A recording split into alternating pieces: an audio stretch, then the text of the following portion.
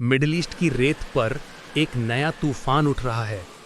अरब और इस्लामिक दुनिया का एक ही संकल्प है, वेस्ट बैंक पर इजराइल का कब्जा नहीं होने देंगे, चाहे कुछ भी हो जाए। यूनाइटेड नेशंस जनरल असेंबली की हलचल के बीच एक गुप्त सी मुलाकात होती है। दुनिया के बड़े इस्लामिक नेता और अमेरिका के पूर्व राष्ट्रपति डोनाल्ड ट्रंप आमने सामने।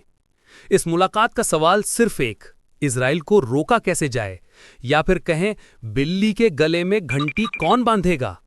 माहौल उस वक्त और नाटकीय हो गया जब बातचीत में शामिल हुए वो देश भी जिनके पास न्यूक्लियर छतरी का असली राज है, हथियार बेचने वाले भी और खरीदने वाले भी।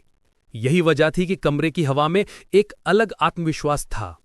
इसी बीच सऊदी अरब के विदेश मंत्री प्रिंस फैसल बिन फरहान अल सऊद उठते हैं और चेतावनी देते हैं कि अगर इजराइल ने वेस्ट बैंक को एनेक्स करने की कोशिश की तो इसके परिणाम भयावह होंगे।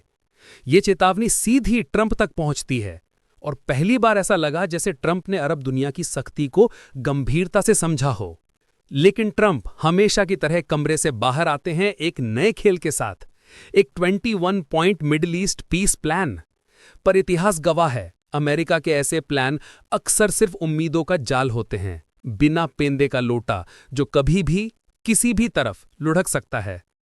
वहीं दूसरी ओर इजरायली प्रधानमंत्री नेतन्याहू का बयान पूरी तस्वीर साफ कर देता है कि जॉर्डन नदी के पश्चिम में फिलिस्तीन का कोई राष्ट्र नहीं बनेगा।